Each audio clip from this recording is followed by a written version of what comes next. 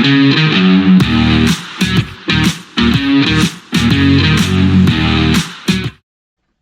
welcome back to the Supercoach Nuff channel. In this video, we're going to do the Round 9 preview for NRL Fantasy in the 2025 season. So, as usual, before we talk about my team specifically, we'll go through the who's hot, who's not list. So, this is as of Wednesday night, so this may be subject to change, but I think the top options will be pretty much the same. So going through, number one on the who's hot list, Aaron Clark. So there's sort of stepped up in the absence of Dylan Walker making his way over to Parramatta. A couple of big weeks, has a nice break even, plays round 12, which is super handy. So yeah, highly recommend a trade in there on Aaron Clark this week. Hugo Savala, another one who is making cash, got a good break even. Supreme buy coverage. So, yeah, if you haven't got him, I don't think it's too late to bring him in. The rookie, Lycan King Togia, I think is how you say that. Obviously, bottom dollar in for Lockie Ilias. You imagine he's got a bit of runway in the team. They don't play around 12, so as long as you can cover him for that, because it all going to plan, he should make money either side of that. So yeah, like the bottom dollar cheapie, bring him in, facilitate, other moves. Bo Fermor, Dylan Lucas, I guess both in the same boat, those sort of centre eligible players playing on the edge. Fermor won't play around 12, Lucas will. So I'd probably lean towards Lucas, but I think Fermor is cheaper. I didn't check the prices. So yeah, if you are restricted by budget, you could bring Fermor in.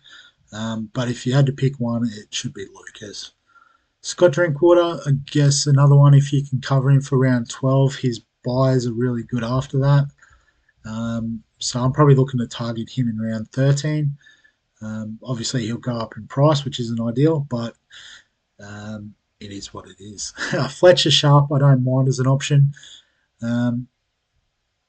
Covers half, wing fullback, great buy coverage, ticks all those boxes, so, get him in. Selwyn Cobbo, I guess with the move to fullback is probably a tempting option. I didn't actually have a look at how he went. Probably in the frame for Origin as well, so probably not one I've really entertained, to be honest.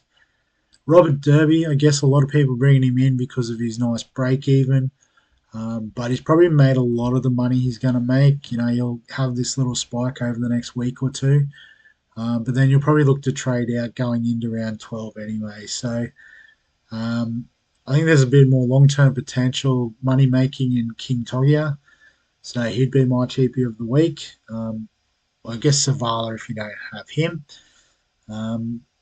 But, I guess if you need Derby to make another move somewhere else, I can't imagine what that move would be, but maybe, but probably not. Billy Burns, is an interesting one. I don't think he'll play round 12, just because Teague Wilton will probably be back by then. So I guess, if you're desperate for an edge this week, obviously at the cheap price, it makes sense. Brent Naden, I wouldn't be looking at, but I don't know, 1.18% of people are. Payne Haas, if you haven't got him, get him in. Do what you got to do. Bring in Derby if you need to. Make it happen. Nwanga Nitawase, so, has that sort of attacking upside, so can score well. Roosters have great buy coverage, but just be mindful with the Roosters players. They do have the buy next week, so you don't want to be overloading on them. They do also have those buys in round 14, 18 where you need 17. So definitely try and load up on 4 in the squad if you can. Maybe 3 if you want a little bit more leeway. But, they will help you out, get to those 13s each week during the buy rounds.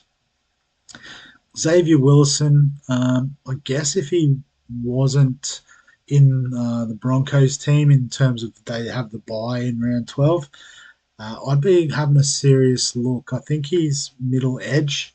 I'm a bit scared to actually look it up because it's always so slow, but we'll give it a run and see how it goes. But I'll go through the others as we look. Terrell May, copy and paste what I said with Payne Haas. You've got to get him in. Seems a bit quicker. No, it tricked me. It's not working at all. Yeah, give up. But yeah, Wilson should be dual position if he's not because of that those starting games on the edge. Looks really good out there too, by the way. So nice little pod. On the chopping block, Rob Toyer. So interestingly, people getting rid of Roosters' assets given their buy coverage, but they do have the buy next week. So I got rid of Toyer. I'm not upset at the decision. I do like Nwanganu Tuase or even Billy Smith. There's probably better options in centres from the Roosters. So he's done his job for us. He made a couple 100K. So thanks, Rob. But you cut. Connor Watson's an interesting one. Obviously, with expecting to play Origin, he's going to miss out on a lot of games over the coming weeks. So now could be time to cut and run. But he's one I'd like to hold if I had him, just because he has proven he can't score. Hiroti is injured, so Kaleo's back. He can go. Kalen Ponga, I guess, is one I suggest holding, but I can understand why people are losing the faith. But he's too good to be down for too much longer, surely. I guess maybe people considering he will play Origin, so is there really a point holding him if he's not available for the Knights games during the bye period? So, yeah, maybe one I've got to consider cutting losses on, but I can't bring myself to do it. Corey Pakes, yeah, on the bench. Yeah, his money making days are done, so chop him. Tom Jenkins, Tom Cant, copy and paste what we just said. Like Jenkins is on field. Cant's not even in the side, but money making days are done. Lockie Hubner, I think, has still got a bit of juice. I think he'll start in the 13. Has a Bennett has a lot of faith in him to hold that middle. So yeah, I'll back him in. And I reckon hold for feeder. Yep, cut him. He's not playing. Too much money sitting on the bench doing nothing. Yeah, Plath, not sure what the injury forecast is. They have suggested next week, but I don't know if I believe that. So cut him. Ruben Garrick is on the buy, so just hold. It's 1 week. Surely you can cover him this week. Nafahu White, one I'd hold just because he does offer that great buy coverage. Don't let one bad game get in your way. Latrell suspended, so yeah, the short-lived return fullback. So probably cut him. Sounds like he's in the frame for Origin as well, so we'll just pick him up post Origin. Starfatara, I think's made his money, so he is a chop, and he's on my chopping block this week, FYI. And Jack Cole, yep, he's not really featuring in the team, so get rid of him. I guess a few people bringing in the young fella to replace him. So yeah, in terms of my trades this week, pretty much telegraphed them already. Well, maybe just the Toa trade, but Jenkins, I'm happy to chop. He's made 130K. Taken that, reinvesting it in the young fella King Tonga as cheapie of the week, and then I'm going with the crowd and going with Aaron Clark. So initially, I said I wanted to get a half sort of boost up. Metcalf as my second half isn't the nicest, but I guess if we can go to the team, it might take a minute to get there. But I have got one eye on round 12. So, I was thinking someone like a Fletcher Sharp, ideally a Mitchell Moses. I don't have the money with those trades I was doing. So I looked at maybe Isaiah Katoa. I thought Fletcher Sharp because of the Knights coverage. But then when I looked at the team a bit closer, basically my middles are all going to be out for Origin. Or at least, Terrell May is on the bye if he isn't in the New South Wales team. So I've got to cover these three. I've got Barnett, Hopgood, Gilbert. So I do have them covered. But then that takes away all my edge coverage. So I've only got Dylan Lucas that can slide up. So I thought, well, I need another edge or another middle. And Aaron Clark fits that mold. He can go in at hooker. Mid. I've got Riley Smith to cover at hooker. I've got Savala and Metcalf will be in the halves. So Kiraz and Nwangani Tuase will move up. And then I've got Iongi to come in at wing fullback. And then I'm pretty sure I just need a bit of cover for Ponga. So, one trade to get 13 for round 12. I haven't really looked at round 13, to be honest.